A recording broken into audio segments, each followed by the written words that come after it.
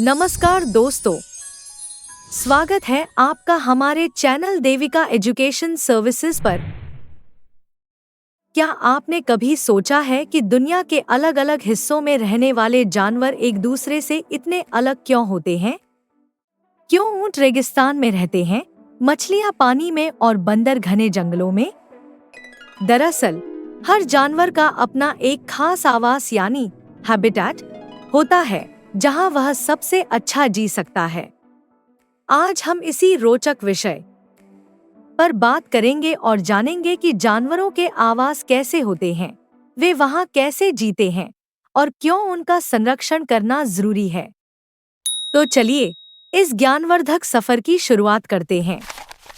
हमारी पृथ्वी एक अद्भुत जगह है। यहाँ ऊंचे पहाड़ हैं, घने जंगल हैं, विशाल समुद्र है और जलते हुए रेगिस्तान भी हैं। हर जगह का वातावरण अलग होता है और वहाँ रहने वाले जीव भी उसी के अनुसार ढल जाते हैं।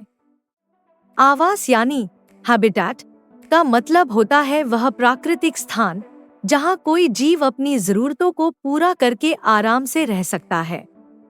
अब चलिए जानते हैं अलग अलग आवासों और वहाँ रहने वाले जानवरों के बारे में। जंगलों को हम प्रकृति का घर भी कह सकते हैं। ये हरे भरे होते हैं और यहाँ कई तरह के जानवर रहते हैं। उष्णकटिबंधीय यानी ट्रॉपिकल जंगलों में बंदर, तोते, बाघ और हाथी जैसे जीव पाए जाते हैं।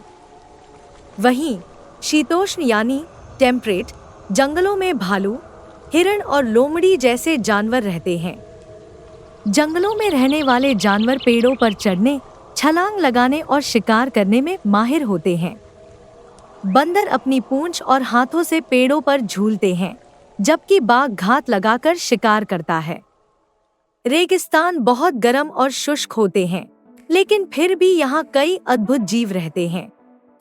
ऊंट, जिसे रेगिस्तान का जहाज कहा जाता है, अपने कुबड़ में चर्बी जमा करके महीनों तक बिना पानी के रह सकता है।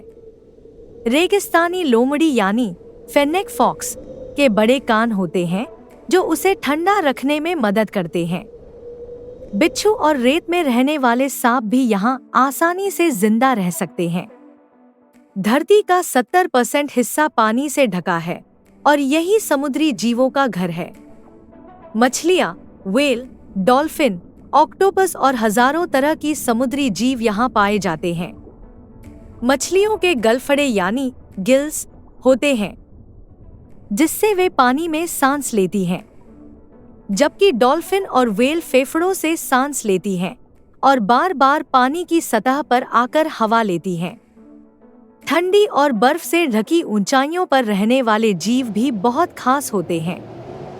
स्नो लेपर्ड यानी हिम तेंदुआ, तिब्बती याक, भालू और पहाड़ी बकरी यहाँ पाए जाते हैं। इन जानवरों का फर मोटा होता है, जिससे वे ठंड से बच सकें। स्नो लेपर्ड की मोटी पूंछ उसे ठंड में गर्म रखने में मदद करती है। हमारे आसपास भी बहुत सारे जानवर रहते हैं। कुछ पालतू जानवर जैसे गाय, कुत्ते, बिल्लियां और बकरी इंसानों के साथ रहते हैं, जबकि कुछ जंगली जानवर जैसे गिलहरी, कबूतर, चूहे और उल्लू हमारे बगीचों, खेतों और घरों के आसपास पाए जाते हैं। हर जानवर अपने आवास के अनुसार खुद को ढाल लेता है। इसे अनुकूलन यानी एडेप्टेशन कहते हैं। ऊंट के पांव चौड़े होते हैं ताकि वह रेत में आसानी से चल सके। बर्फीले भालू यानी पोलर बेयर का फर सफेद होता है ताकि वह बर्फ में छिप सके। गिरगिट यानी कमीलियन अपना रंग बदल सकता है ताकि वह शिकारियों से बच सके। उल्लू यानी आउल रात में देख सकता है क्योंकि उसकी आंखें बहुत तेज होती हैं। आजकल जंगलों की कटाई, प्रदूषण और शिकार के कारण कई जानवरों के आवास नष्ट हो रहे हैं।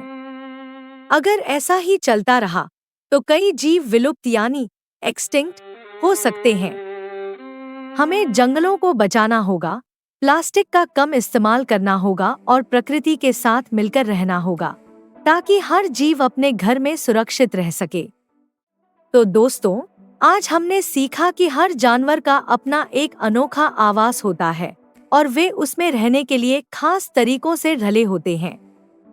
हमें प्रकृति का सम्मान करना चाहिए और उन सभी जीवों की रक्षा करनी चाहिए जो इस खूबसूरत धरती को अपना घर कहते हैं।